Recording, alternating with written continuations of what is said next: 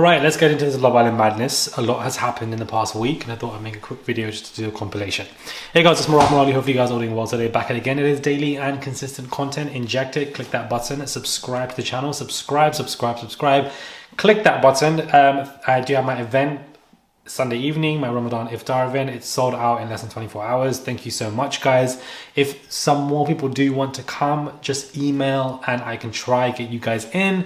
But you know, much appreciative, and I can't wait to see you guys all there. But the links are in the bio for those who still want to try and get tickets. Even though it's sold out, I can definitely try and get some of you guys in just to enjoy and be in the moment. It's just good vibes. Anyways, let's get into this video because a lot's happened. You know, the Sun have come out with the article in relation to Ekin, Davide, and apparently she has been messaging models, being upset with them because allegedly, you know, the cheating, infidelity, affairs, whatever you want to call it, has been taking place. This is interesting. So I want to just break this down, and my opinion might not be what everybody assumes it might be, but you know, we'll just get into this. But Love Island's Ekin confronted a rival model over a suspected fling with her lover Davide. So show winner Ekin accused Harriet Wilson of sleeping with my boyfriend and warned her, "You're finished." So I don't know how this has come out. I assume the model has revealed the messages. She also took aim at Instagram model Phoebe Wintle after finding texts from the woman on Davide's phone. Ekin had a bust up with Italian hunk 28, fearing, as we told last week, that he'd had a tryst with Harriet and Phoebe in Manchester. Not a tryst. The row kicked off after she returned from Belfast. In messages to Harriet seen by The Sun on Sunday, Ekin blasts her by saying, "You effing slag, sleeping with my boyfriend, disgusting, why would you do that? You and Phoebe are going to be shown to everyone, pretending nothing happened, just wait for it, you cow, you're finished, mate." A source said Harriet was taken aback by the Instagram messages. They added, "What makes it worse is that they knew each other before this all kicked off." Harriet used to keep an eye on Davide for Ekin on his nights out in Manchester and report back to her. Phoebe, meanwhile, jetted off to the Caribbean after the show aired.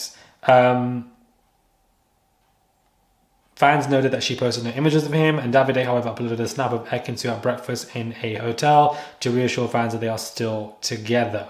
So basically, this has just come out literally today, 4 or 5 hours ago, and you know, it's breaking news when it comes to the Love Island world. And it is interesting because, you know, she was posting quotes at one point talking about how men will never value you if you dress in a certain way. People were very questionable over that, and I believe he even tweeted something as well. I don't know what he was saying, but I think he tweeted something which I don't think that was necessary.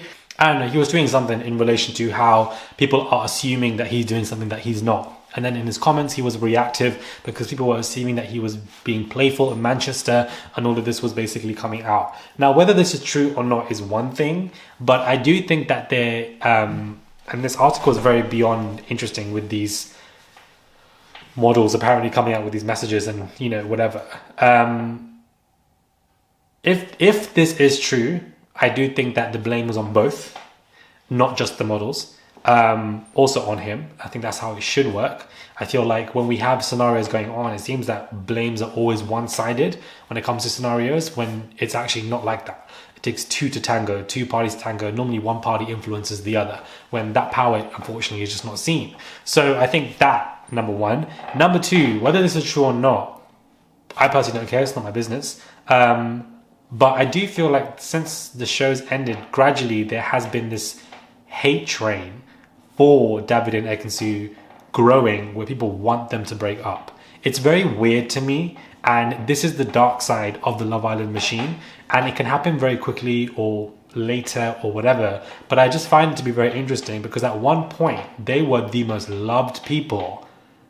During the last couple of weeks, when they won the show, they were the most loved people. Everybody loved them, and in less than 6 months, roughly 3 months ago, it started where people wanted to want them to break up. And it's like, why are you projecting this misery or wanting them to break up? It doesn't make any sense. I don't understand it, but I feel like the hate train is definitely growing, and you have these articles and etc. My advice to both of them is I feel like they both are reactive. She didn't need to post those quotes. He doesn't need to be responding to people who assume that he's cheating or whatever. I feel like on both parts, you don't need to respond to it. You don't need to be reactive to it or be bothered by it. Just ignore it. and just continue on with what you're doing. It's not easy, but it's what you guys should be doing. I feel like if you keep reacting to stuff, posting quotes, or responding to comments, which is what he's doing, I feel like you're only adding fuel to the fire to these conversations that you don't even want to be fueled, and you're inadvertently fueling it. So I wouldn't even address this stuff. Just ignore it. Who cares at this point, to be honest with you? Who actually cares? Whether this is true or not is a different conversation. Nobody actually really knows. But I do know for a fact is that there is a large group of people who want these two to break up. And I feel like it is increasing. And I just feel like this is the dark side of the Love Island machine, where you praise and hail couples for loving them and wanting them to win, and then suddenly you just want them to break up, or you just feel like, the time's come to an end, or, something's happened. Apparently there was a TikTok a couple of days ago of where it confirmed that Davide did cheat. I haven't seen this TikTok. I just saw a tweet discussing it. I don't know if you guys have seen it, or whether there's any truth to it, but it's just very odd. So I don't know what's going on between them two. It does look odd sometimes. I can't lie to you guys if I'd be objective and truthful. But to be honest with you, I do think there's just a train of people who want them to break up. Loads of reports coming out here and there. And it's just odd to me that a loved couple now people want to just break up. Like, I don't understand it. I feel like for any one of these couples as well, I feel like similar to Andrew and Tasha, like even a lot of the Islanders would go on podcasts and say that they saw Andrew kissing someone XYZ. It's like they have this gleeful happiness with wanting a couple to break up. And I just don't know why. Like, why? Who cares? Like, they're a couple, they're good together. If they choose to break up, that's life. Then they will announce it in their own times. But just having these conversations about seeing XYZ and being gleeful about it just doesn't make any sense to me. I don't know why people want to have misery and want couples to break up and these hate trains. I feel like it's very odd, and I feel like the trolling is interesting and slowly becoming excessive when it comes to Davide. I can see people wanting them to just tear apart, but basically this is what's going on between them two. Don't know if it's true or not, but wanted to add this to it. Anyways, Millie and Liam are back together again. And you know what, guys? I'm not mad. I'm not mad at this as much as I thought that I probably would have been. I don't think that it's bad that these two are back together again. They know each other well. They have the great love language. They were together on Love Island and they broke up, and then they're back together again, and they broke up again, and they're back together again. And I just feel like at this point, if that's the man that you know, it can be hard in these streets, and you want to be with somebody who you've been secure with. Liam has persuaded her again. They even bought a house together back in the day. So if they can patch things up, I feel like they should do so. I hope that they didn't break up the second time because of infidelity on his behalf. Because if you are returning back to a man who's cheating on you, are you Millie or are you Chloe? We don't know, but we need to figure this out. But I'm not mad at it. If it brings her happy, if it makes him happy, who cares? Let them be happy together, and hopefully the relationship sustains till they pass for eternal. I don't want a relationship to break up, but if they last well together, I think that's great. I think it's honestly great. People are complaining because Love Island is starting in less than 4 weeks. I feel like there's no breathing space with this show. I feel like Love Island Winter has cheapened the brand massively, and I'm not excited already for this new season. Reports are also saying that the summer applications have been massively reduced, and there's not as many as there used to be before because of this social media ban, which has halted so many of the following, which has reduced the idea of sponsorships, collaborations, having a full-time job from it. That has now become something that is extremely rare and doesn't really make sense anymore, therefore leading to less applications, and the social media ban helping that. I do think the social media ban is one segment, but even if that wasn't there, I do think they wouldn't have much followers anyways, because I feel like coming it on twice a year is a killer. It's a burn. And yes, Love Island Winter is probably the highest watched in that slot period in the winter, so it's still great for ITV, but the ratings are incredibly poor. I feel like this show is on its last legs. I don't think it has any more left, unfortunately. I just feel like they've done way too much. Twice a year is no breathing space. You're cheapening the brand. I'm now, for the first time, not excited for Love Island in the summer because I feel like I've just watched it again, and I feel like it's going to become a chore. And I feel like although it is a summer show and the ratings will be higher than the winter, I'm just not ready for it again. Like, I don't want it. Like, go away. Like, we don't want to talk about, like, Big Brother's coming. I'm excited for that. But I just feel like with Love Island happening again, do you want to have a chat, the same predictable conversations, same predictable Casa Amor, the same dead challenges. Like, it's just going to be the same thing over and over again. And it's just on its last legs. I'm not here for it. And I just don't, they don't need to bring it back in the summer. Like, I just feel like Love Island Winter should be canned, but Love Island Winter's coming back again next January, and then again this in summer. It's just a lot. And it's just like the repetitiveness is literally killing it, the oversaturation, etc.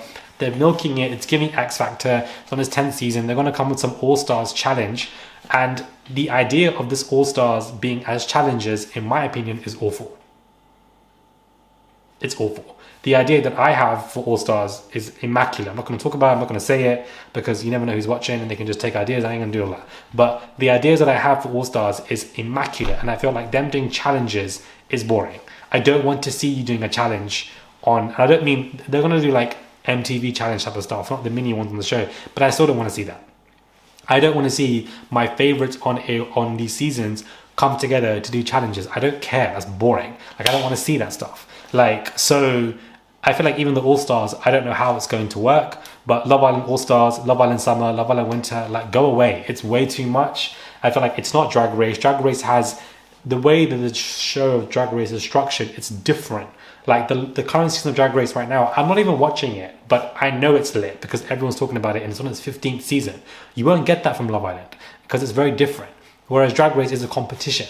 And I feel like Love Island is a competition, but it's also about love. And with love, you need authenticity, and you lose that. And I feel like the influencers now know that going on this show, or the contestants, they're not getting what they need to get before. I feel like when it comes to Love Island Winter, respectively, all of these cast members I've completely forgotten. They've gone down not down the hill, but you just forget them as a viewer. And you're just like, did that season even happen? Respectively, no shade, no tea. But it is crazy how the system works. And I think for Love Island Winter now, a lot of these people don't have the brands deals. They don't have these collections. And, you know, a lot of them might have to go back to their jobs, which is absolutely fine if that is what they want to do. But it's very interesting how it works now, that this is how, like, I haven't seen or heard of much. I don't know. Like, I don't know. It's just, yeah, Love Island Winter is just interesting.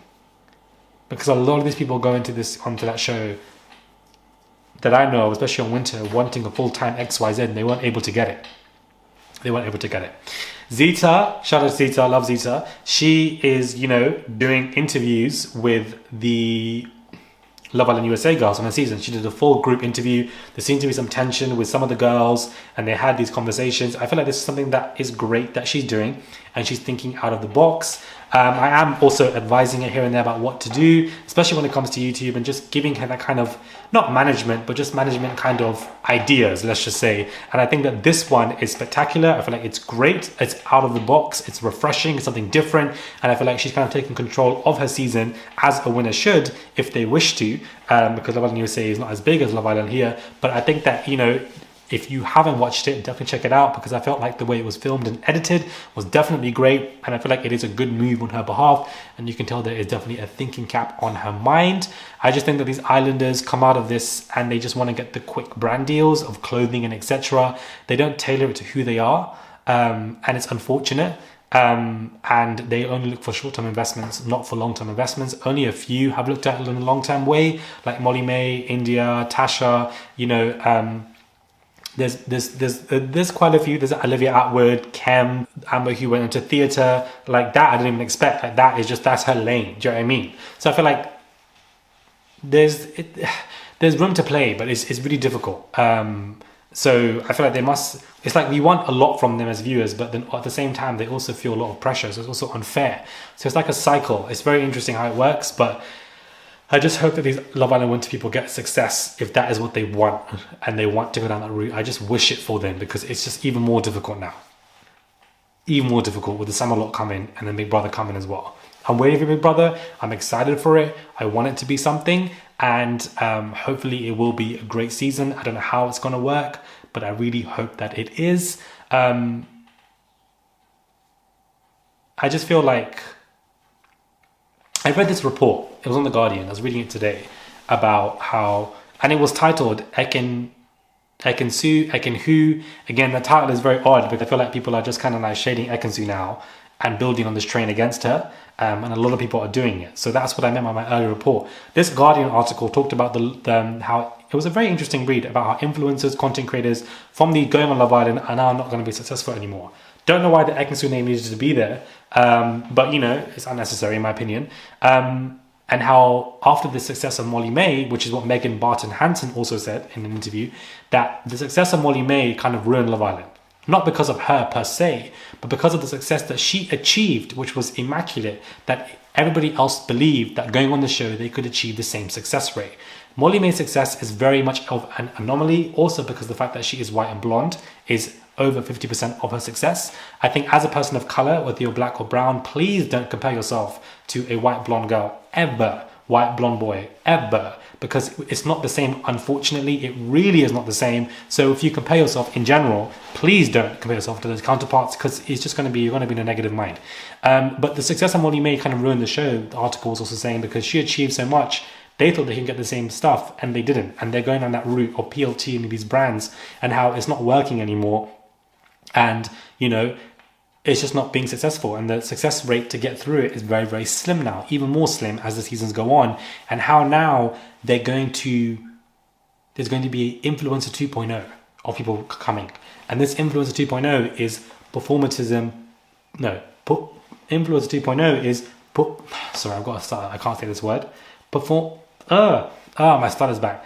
Performative authenticity. There we go. Where people will pretend to be as authentic, like Kim Kardashian posing in a pub, Khloe Kardashian posing in some room, looking like she lives in North London. Like, it just looks like they're trying to promote being authentic, being relatable, and it's actually performative. Or Kim appearing at a football game with Arsenal. It was just very random stuff that is being planted. All of this is being thought beforehand.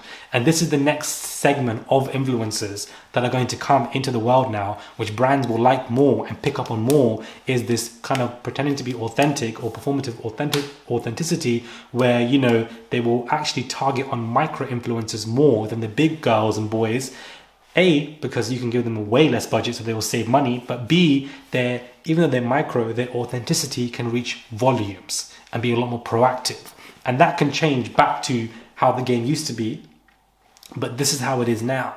So this always going to merge into this. Very interesting article. I feel like it does make sense to an extent, but I feel like the girls going on these shows, only one or two of you are going to be that girl from your season, if at best. And I feel like with last Love Island Winter and with this Love Island Winter, I don't think we even have anyone that's shining out to me, unfortunately.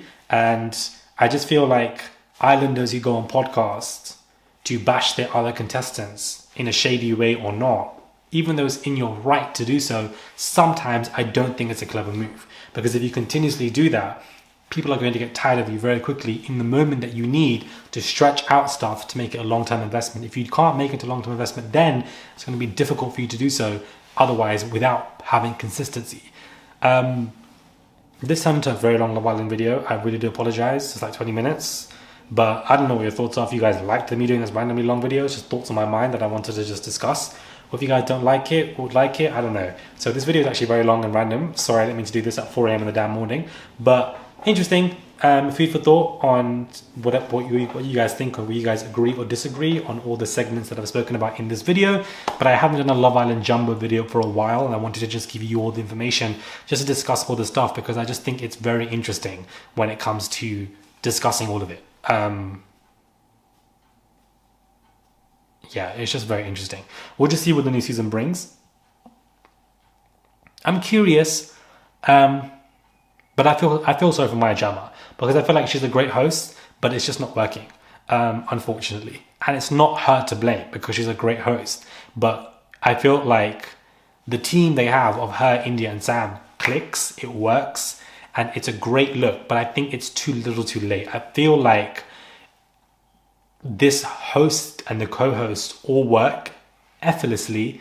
I love the energy and the way it bounced between all three, but I feel like they're trying to resuscitate a show that is dying, because the ratings are reflective and they are horrifically low, especially for After Sun. It's very low, way low. And it's not them to blame. Maya just came in too late into the Love Island game. So it looks like the show's dead because of her, but that's not the case, because she's a great presenter. If she came in after the flag instead of Whitmore, you know, people would have said, oh, you know, the ratings are great, we love her, whatever. But people are also blaming the demise on the show on her, and the co-hosts, and I don't agree with that. I feel like all three of them are great. They fit very well. The energy works well. They handled the reunion great, even though I didn't like the reunion as much. They handled it great. It's just the fact that time is against them. So this 9th season, it's coming on twice a year. People are just not as engaged anymore. And every reality TV show has a shelf life. It has a shelf life. I loved Talk to Handle a couple of years ago with Melinda on the show. Now I don't even watch it. I'm over it. It's repetitive. It's boring. I don't want twice a year. I'm not engaged. So I feel like this is what's happening with Love Island, and give it a year or two. I feel like it has probably 2 seasons in it left. 3, 4, we'll just see, and then we'll just see what happens. Anyways, let me know your thoughts are when it comes to this review. Subscribe to the channel, click that button, subscribe. Click that button, guys. It's one click, and I'll catch you guys soon for another review. Ooh, that was